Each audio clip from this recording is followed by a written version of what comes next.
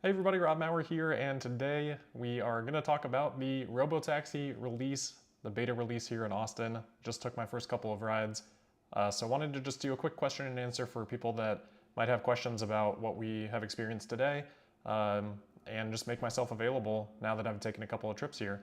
Hopefully we'll still be able to take a couple more before I leave Austin, but yeah, let me know what questions you have and I'll share some of my thoughts here. I did just post my full video on both X and YouTube, so please feel free to check those videos out. I tried to give some timestamps to point out some of the more interesting parts of the drive. Obviously, it's just a car ride, so most of it is sitting in traffic, at lights, things like that. But I just wanted everyone to have the full unedited experience there, just to be able to see exactly what was going on. And I would have posted the full entire second video, or the full entire second drive as well, but unfortunately my phone got overheated and the battery was draining insanely fast, even with a extra battery pack as well, so just didn't quite work out. But hopefully that first video kind of gave a feel for exactly what happened. If you guys can also let me know if the audio's going okay. I've just got a lapel mic on here, so hopefully it's okay. It looks like it might be a little bit quiet. This was the max volume I could go, so hopefully that's all right. If it's not, I can try to just switch to my computer microphone, but please let me know if that's working all right. It'll be a little bit easier if you just want to throw a super chat, not for the money purposes, but just to like keep things organized in terms of the questions. But I'll try to go through and just hit the questions as I see them come in as well. So first, I'll just talk about my experience. So I think everyone knows exactly, or roughly how things went this morning. We were expecting to kind of have the service go live at around noon. It ended up being a little bit delayed. I know there was a little bit of rain too. I don't know if that played into it, if it was just kind of getting things ready. But it did end up going live right around 2, as they had then told us to expect. There's no NDA or anything. No one is refrained from sharing anything that they've seen or experienced today. There's nothing like that. It's really just a limited early access system right now.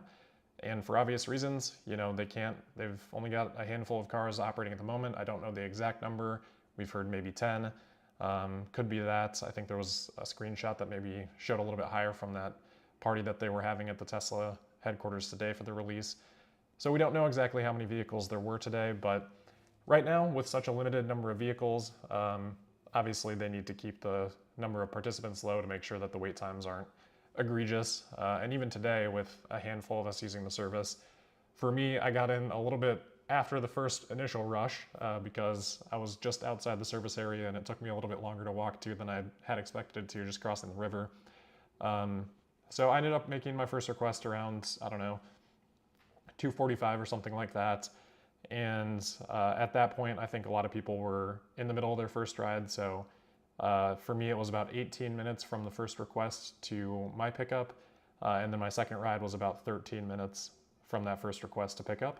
So even, again, with just this limited number of people, those are pretty long wait times, probably longer than what you'd expect from like an Uber or a Lyft or even a Waymo, something like that. So as Tesla gets more and more cars added to the fleet, obviously, which should happen, I think, relatively quickly as long as there are no issues, then they can start adding new participants. Obviously, they had this Robotaxi page, which I could maybe pull up right now, that people can go to and just kind of, if you're interested, sign up to be a part of the early access group. I'm sure Tesla will kind of do similarly to how they did with FSD beta, just start rolling this out a little bit,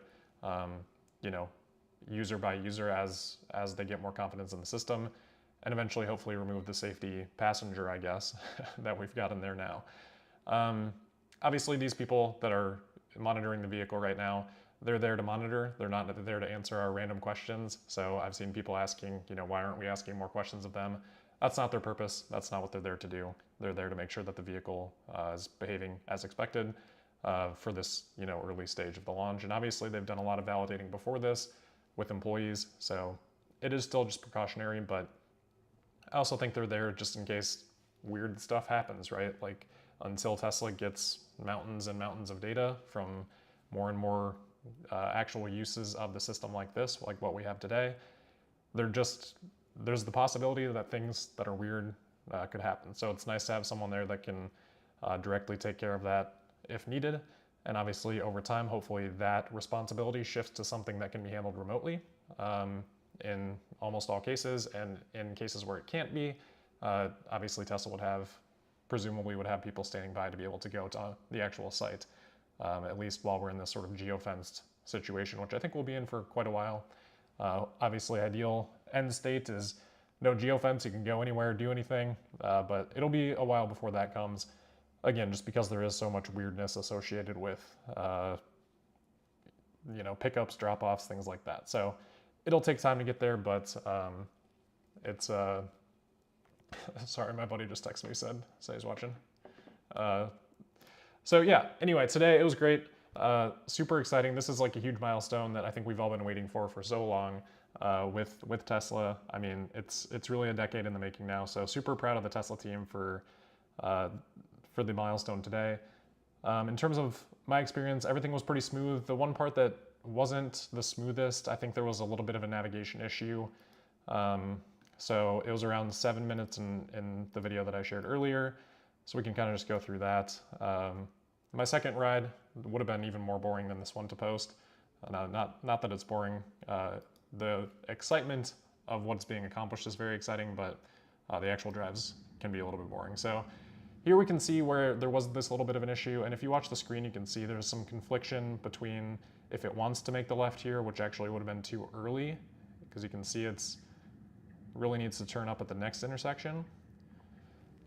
So it hesitates there, and then decides it wants to go back. Obviously, we're on the wrong side of the double yellow lines here.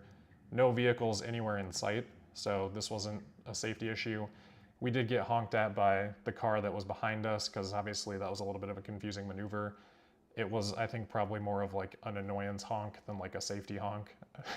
It wasn't anything, like for me, I didn't feel uncomfortable in that situation as the passenger. I mean, I've got a ton of experience with FSD, so had I not had that, maybe it would have been uncomfortable, but you can even see our safety driver here. I don't even think he reaches for the screen.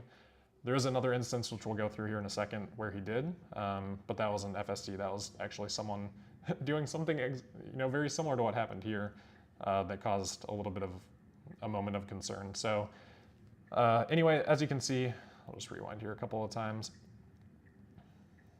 Am I off on the timestamp? Yeah, it's a little bit later. So again, if you just watch, you can see the navigation kind of like flickering back and forth between turning left and going straight. And it would have been interesting if there was more traffic here. There wasn't, so again, just wide open road, and FSD is very aware of that, so it knows that it can travel into that area, even though that they're, it's not necessarily exactly where the car should be driving. It doesn't create any, in my mind, it doesn't create a safety issue, and I know people will potentially disagree with that.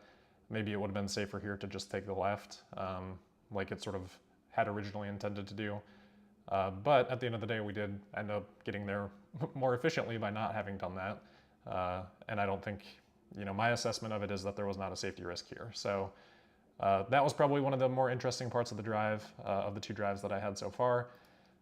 And then again here, kind of interestingly, with a human driver actually doing something similar, deciding not to take the left that they had planned to take, they much more egregiously making that decision at the last minute, and they did have oncoming traffic to kind of worry about in that circumstance too. So you can see this was probably the only moment where I think the safety driver considered doing something, or safety monitor considered doing something. And you can see that on the screen, of course, there are the pullover and stop options. So I think it's stop in lane or pullover are the two options. So looked like he was kind of going for one of those, just in case this car really did swerve out in front of us. But obviously our vehicle sees that. It was already reacting a little bit, and smoothly stopped and let this vehicle come into our lane. So I thought FSD handled that really well, but pretty funny that it was just moments after we had actually done a similar maneuver in our vehicle. So just goes to show that whether there's humans driving or robotaxis driving at the moment, little things like that'll happen on the road. And I think ultimately, like robotaxi, with its 360 degree, no blinking, no lack of attention in any direction at all times, is going to be able to maneuver out of circumstances like that, I think, in a much more safer way, where you know, if it needs to cut back another direction, it knows exactly what's in that direction without having to, you know, turn and look at it. So those were probably a couple of the highlights. I think one of the things I've been curious about is pickup and drop off. Those were, in both cases, handled very smoothly for me. I probably did not the most complicated areas. So I think, you know, hopefully I'll have some opportunity later tonight to maybe test out some other pickup and drop off locations. But yeah, they were very smooth for me. We did, in this first one, have to make a second loop around, but I'm not going to fault it too much. I think maybe an Uber would have pulled over on the first loop. I don't have the exact timestamp for when that happened, maybe around here. Yeah. So somewhere around here. So I'll just kind of explain what was happening. I put in a random destination, guys. I was just trying to get as far as possible. So it ended up being about a 10-mile trip. Went to this Ann Richards School for Education of Young Women Leaders or something like that. So kind of a funny destination for my first Robotaxi trip, which I enjoyed. But the actual drop-off, I think, you know, again, I don't actually know what this location is, but it was actually back in here.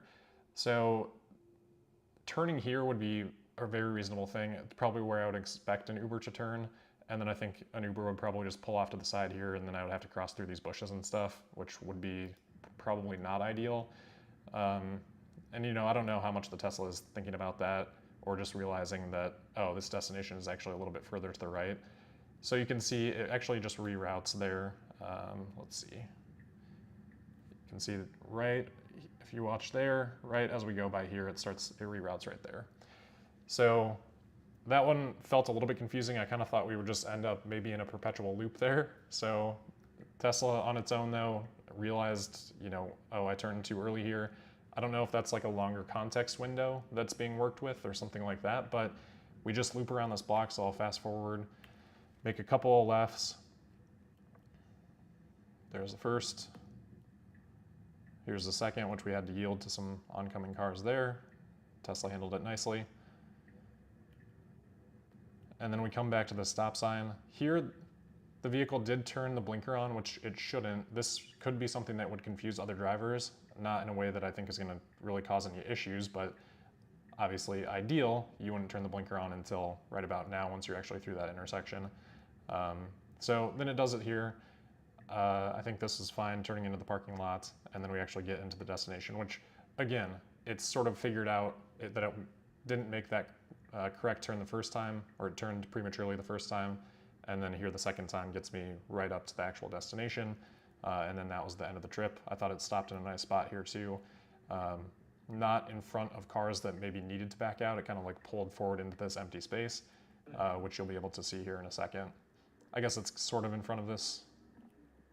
Yeah, I guess it is sort of in front of that one car, but still fine spot for it to stop, and obviously very close to the destination. So I haven't had a chance to watch any other people's videos yet today, but it sounded like maybe there was some longer walks to actually get in the vehicle. For me, it was, you know, pretty much right where I would have wanted it on both pickups. So we'll see how that goes from here. But I think that's one of the things that, you know, with the Robotaxi service is a little bit different than what Tesla's been focused on, you know, and probably the year or so leading up to when this really started to become a focus in Austin to try to get unsupervised out. I don't think that pickup and drop off stuff or like parking situations were, you know, as focused on. So I expect that's something that has really been fine-tuned with Robotaxi and will continue to be as they continue the operations. All right, I know I said this was a Q&A. I didn't answer any questions yet, so let's take a look here at some questions. I'll try to just, I guess, start from bottom to top here, which are probably not gonna be questions. Okay, John, awesome to see you on here. Let's see. Overall, pretty impressive day. Any indications for market reaction tomorrow?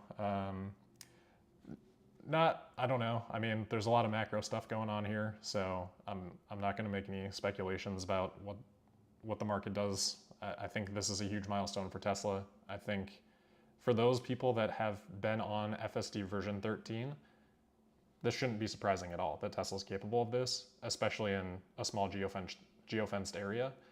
I'm not in a geofenced area. I'm driving in Chicago in all sorts of weather, all sorts of conditions on version 13. I'm using FSD all the time, 95% of the time. The other 5% is I just want to probably drive faster than FSD, even though FSD is quite quick now, which is great. Or I'm just bored and just want to drive. So 95% of my miles, I'm over 4,500 miles driven now, and I think I've had one intervention that could have been considered safety critical, but it's one of those situations where if I had not taken over, it probably would have been fine. The vehicle would have probably, successfully navigated the situation, which it was just high-speed interstate merging lane situation. So I just felt like I wanted to take over to make sure that, at high speed, you run out of options pretty quickly. So again, the vehicle might have handled it fine, but I wanted to abundance of caution in such a risky situation. That was really the only time though that I felt like safety critical, which to me means crash imminent, right? I think a lot of people have too low of a threshold for what safety critical means to them, especially if you look at like the FSD beta tracker, which says there's like a safety critical intervention every 500 miles. To me, that's complete nonsense. Like it's not even close to accurate based on my own experience. My rate is way, way, way lower than that, a tenth of what that says. So, and again, I'm in Chicago. Like this is not an FSD, paradise. Like both from just condition of roads and from probably amount of data that Tesla has. I mean, obviously a good amount of Teslas there, but it's not like it's California. So yeah, if you've experienced FSD version 13 on hardware 4, none of this should be surprising. That said, for the markets, there's probably still some element of surprise. I think people discredit Tesla and discredit their timelines a lot and don't really think things are going to happen when they're, supposed to happen. Here, this happened in June, like Tesla has been saying for months, on time. On time, obviously it's been a little bit later than what was expected over the years, but from the latest guidance and from version 13, which was really the step towards this being feasible, which I think we all, have realized from using it, then from that point, this has been on time. So again, huge milestone for Tesla. Congratulations on the release. I'm not going to speculate on what the markets say because it doesn't really matter. I think what happens from here in terms of both size of the geofenced area and the amounts of users that are brought on and the amount of vehicles that are brought into the fleet to operate, those are really the big questions for what happens with the stock. If Tesla can expand quickly, like we're already at probably half of the service area of Waymo here in Austin, hopefully that can quickly match and then start to quickly exceed. Because once that happens, it's over. Like, I don't think people appreciate that when Tesla gets to a point where they match Waymo, there is absolutely nothing Waymo can do to be competitive in that market. And if that happens in all the markets that Waymo is in, they're done, they can't compete because their cost for their vehicles is going to be about 5 times higher than what, Tesla's cost is going to be. So unless there's something that I'm not considering in terms of, cost of operating the service, like the amount of remote interventions being, egregiously higher for one service than the other, I can't see how once Tesla gets to the level that Waymo is at, that Waymo can do anything other than just like hope people keep using their service. Like they're not going to be able to charge less. So what are they going to do? Like they don't have the scale. They don't already have the scale, and to get to the scale is going to be way more expensive than what it's going to be for Tesla. So in my point of view, once Tesla gets to that point, Waymo's done. They can't compete with that. And I think that will happen pretty quickly. Obviously, that's what I think Tesla thinks as well. It might feel like a long time, but when we're sitting here in a year or 2 years, and hopefully Tesla's in all, most major cities by that point, it's I think going to be clear somewhere along from now to that sort of a 2-year time frame what the winner is here. So we'll see. All right. Are you more optimistic today or left with thoughts? Always left with thoughts, yes. I don't know. I've been optimistic since using version 13. I mean, I've consistently said how amazing it is. So for me, this isn't something that's shocking. This is, I would have been surprised if there were any major issues today. It doesn't seem like there have been. It seems like it's about as smooth as one could expect, sort of all around. And there's, you know, aside from the geofence, there's no like restriction here. We can just go and use it whenever. Like I could go, like right now, I've got the app up here. Probably can't see much, but I could just go and order, you know, a vehicle. I'm right a little bit outside of the service area, but other than that, it's not like there's like predetermined locations that we can go to or from. It's just anywhere in that geofence. So, which is, you know, pretty big. I mean, I took 2 10-mile trips today, which is both probably took me 20 minutes, which is a pretty long, you know, Uber ride. So, I don't know if I'm more optimistic. I think I was always optimistic. I think that has reinforced my optimism. That's probably the best way to put it, in terms of what I experienced today. Let's see. Someone asking about the message that was on the screen. Let me see. I've got the timestamp for that. I think it was around 13 minutes. So they were just asking about what this message was. I think Chuck Cook just posted that he received the same message. Hopefully you guys can see that there, but it just says external drive is almost full, greater than 75%. Data will start being deleted at 85%. So I assume they're just using some sort of solid state drive to capture a lot of different data. And it just was saying that that was almost full. So this is something that I haven't seen in my own vehicle. I don't think that I have gotten close to capacity for an external drive ever, but that's what that was noting there. So let's see. Just again, looking for some more questions here.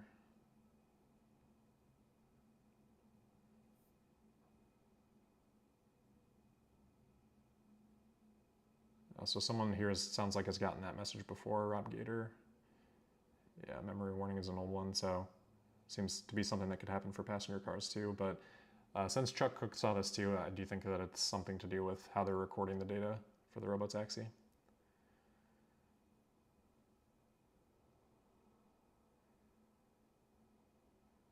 A lot of people have been asking about if there's anything to do with the door, the passenger door handle, just with the safety monitors. I don't know. Again, we're not trying to badger them and get more information. I guess I didn't notice in either of my drive that there was a lot of attention around the door handle. Maybe it's just a comfortable riding position and people end up doing that. I don't think there's any sort of like custom hardware over there. I can't rule it out. It's just, I don't think that there is. I think my reason for thinking that, other than it just would be a little bit weird and surprising because I don't think these vehicles have any sort of custom hardware or anything. But if you look at what happened here when we did have this sort of, you know, moment of concern caused by this vehicle doing some weird stuff, you know, he's going for the screen, right? He's not trying to do something over on the door. So, I think he was going for the stop, you know, the emergency stop in lane. So, I don't know what would be over there. I don't think that there is anything over there, but I can't rule it out. And I don't think any of the safety monitors would probably comment on that either. Let's see. Just looking for more questions here. I'll probably have to wrap up here in a minute. And then I'm hoping to do some more rides tonight. I don't know if I'll be able to record them. It's a little bit tricky. I mean, we can't like stick a mount up on the car, so you're kind of just holding the camera. It's not the best quality stuff, and then it takes quite a while to get it uploaded. If it's interesting, let me know. I'm not sure how interesting it is to just like watch these, because again, hopefully they're good.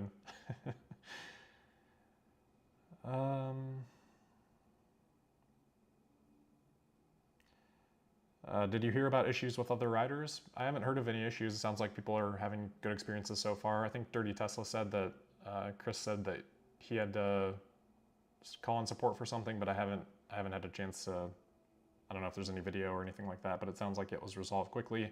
I didn't have to call support. I think a couple of people did. I probably should have just tried it out. I didn't want to not, you know, if I didn't need support, I didn't want to ask for support, but it sounds like they were very responsive, which makes sense. I mean, this is a very tight beta right now. So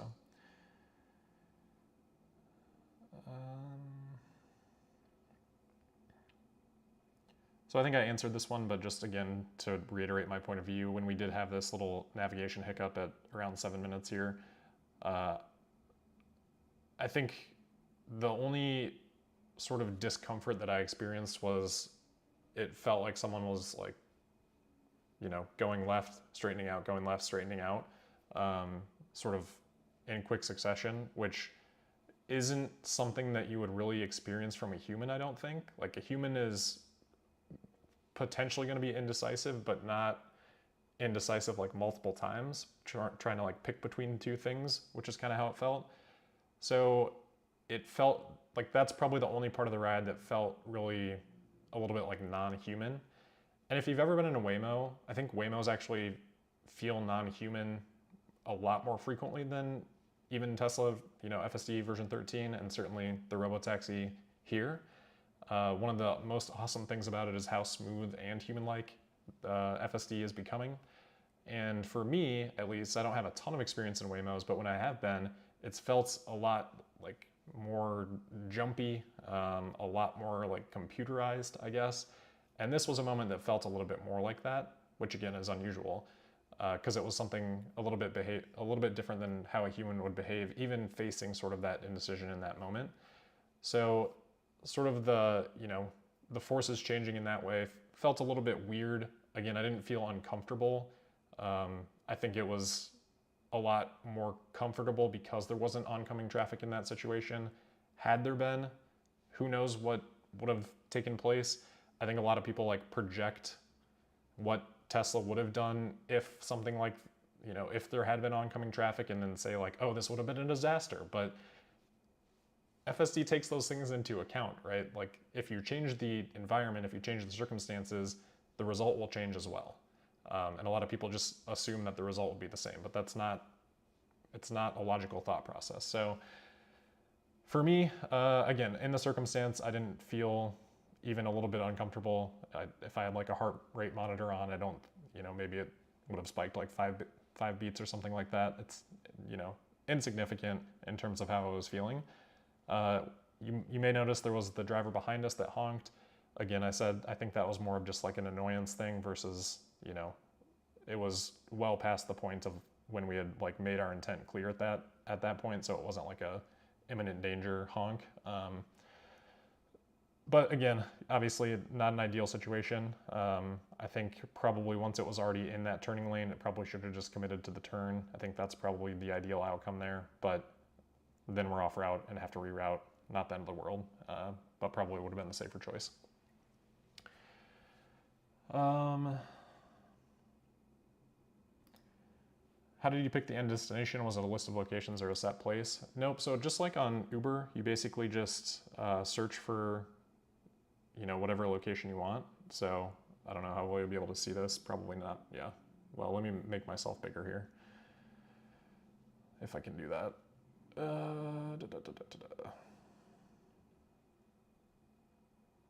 Sorry, guys, I'm not a professional anymore.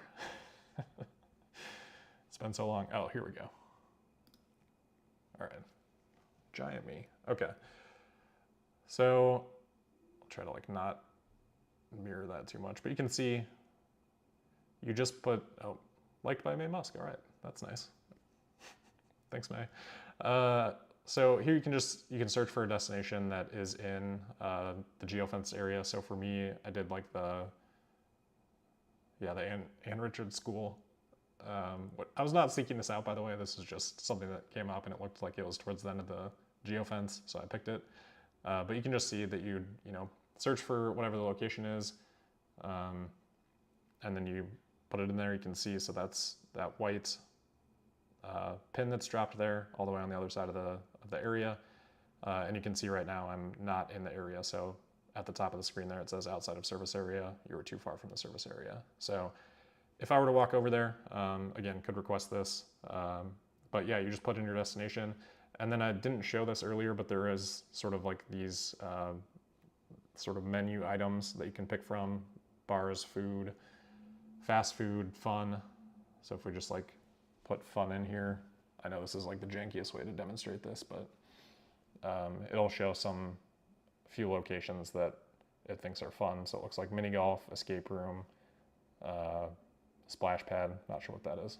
It does sound fun though. So yeah, pretty cool. I think the differences with this app from Uber. Sorry, I don't want to just like stare at myself here. Even that's better for you guys. So I think the differences with Uber, you have a little bit more control over where the pins happen. Like I think you can drop a pin for both pickup and destination. There doesn't seem to be like the dropping pin functionality in this app yet. I'm sure that's something that Tesla will add. I don't view it as something, like I don't really care about the Robotaxi app too much because it's just so easy, not to diminish it, but it's so easy relative to what Tesla is doing on the actual hardware and software side of driving the vehicle that I just don't even think about the Robotaxi app at all. And it's well developed, right? Like we've all been able to use it successfully today, and this is sort of day one. So it's only going to get better from here. But those would kind of be the only real minor nitpicks. Is it would be nice to have a little bit more flexibility on like drop off and pick up locations. And that's something that will come with time, no doubt. I think Tesla will probably become best in class at that actually at some point, because I think there's some fun things that you could do around that, but it's not like it creates any issues, I don't think, today. So let's see. Can't remember what question I was answering there, but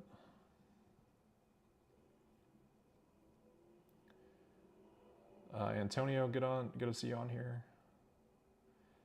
Any parts of your rides reroute to avoid a complicated intersection or maneuver? Didn't reroute, but I don't know if there's any sort of geofencing within the area. It sounded like from Elon's comments on the earnings call that there may be some of that. He talked about avoiding certain intersections.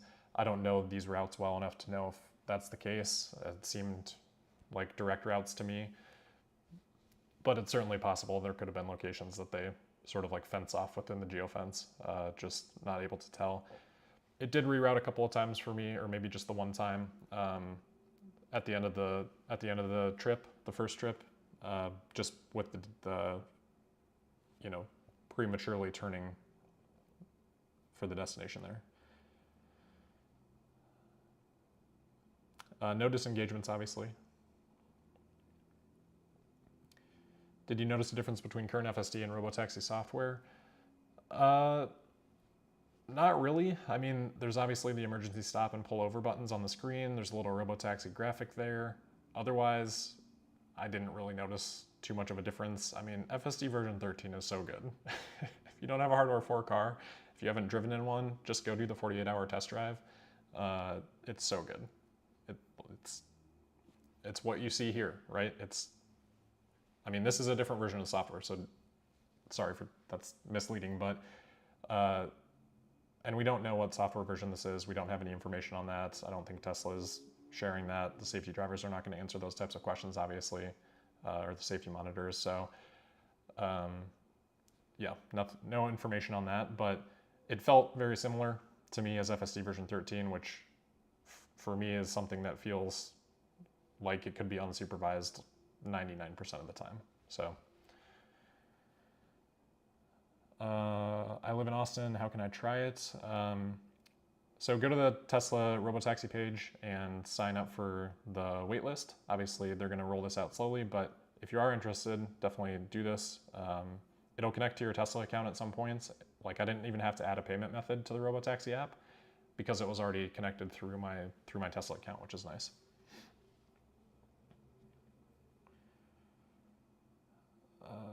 Let's see, missed some super chats here. Thank you for these, I appreciate them. Asking about pickup, so I didn't have to walk. I might have just gotten lucky with my pickup points, but I didn't have to walk to either of them more than, I don't know, 20 steps, a normal amount across the street. Not a busy street, across the parking lot is not a great way of saying it either, but a couple of car lengths, we'll call it that way.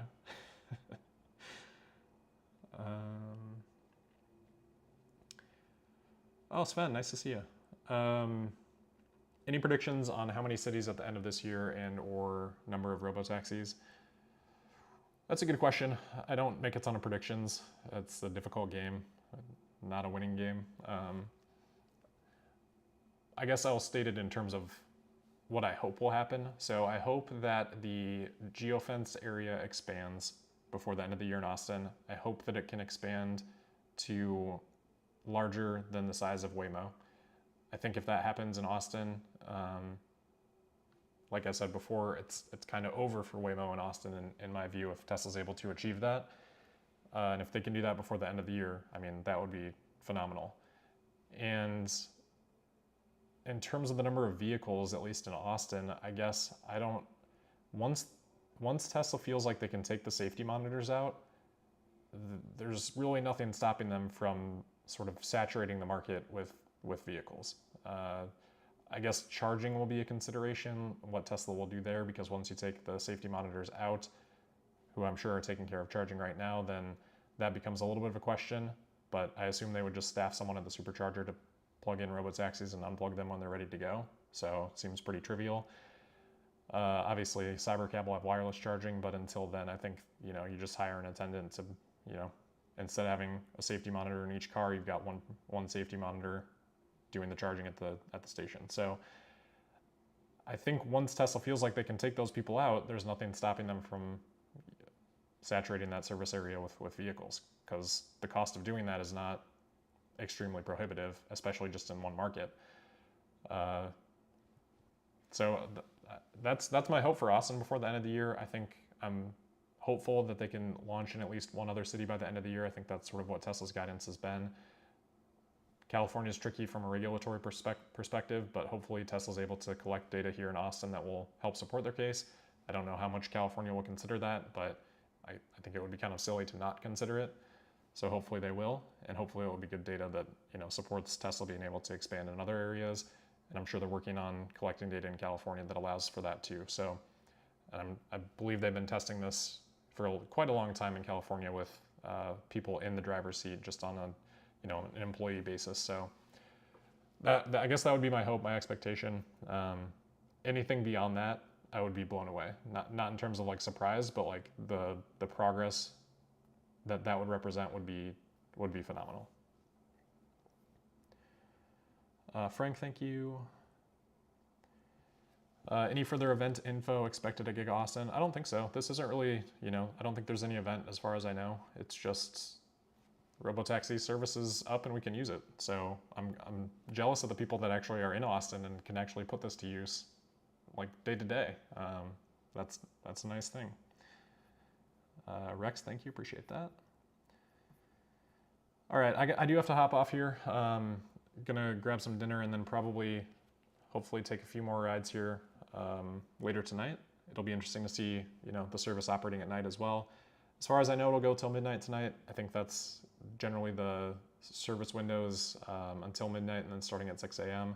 I think that's largely for, again, the safety monitors. You're not gonna wanna have those people just sitting in a vehicle for no reason during those hours especially during the week, during those hours, there's really not gonna be much demand. So normally a robotaxi would kind of just be charging or sitting in a person's garage, right, at that time. So I don't think it'll make much sense until they remove the safety monitors to add those hours, with the possible exception of weekends, bar close and things like that. But it's another question of if you want to really deal with that early on in the service, which answer is probably not. Okay, if you have other questions, shoot me a note on X or leave them in the comments here. Maybe I can do another stream tomorrow or something like that. If not, we will have the Q2 earnings report coming up in about a month. Definitely be back for that. And yeah, eager to monitor this. Again, just want to say congratulations to Tesla. This is a milestone that is proving a lot of people wrong. It's early, so that proof will become stronger over time. Obviously, that's our hope. But even taking this first step, getting through this first day in what looks like a pretty smooth fashion, like I've said many times, I'm just really proud of the Tesla team. And this has not been easy. It has not been without criticism. But ultimately what matters is shipping, right? And getting it done. And this is a solution that no one else has even come close to really even attempting to do. Like, people didn't even think this is possible.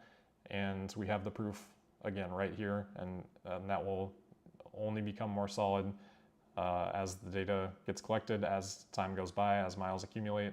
So yeah, I'm just really excited for everyone at Tesla. It's just a moment worth celebration. So happy to be a part of it and be involved in it, and hopefully we'll expand quickly from here. So with that, we'll wrap it up, but thank you all for tuning in. And again, let me know what questions you have, and we'll try to come back to the topic very soon.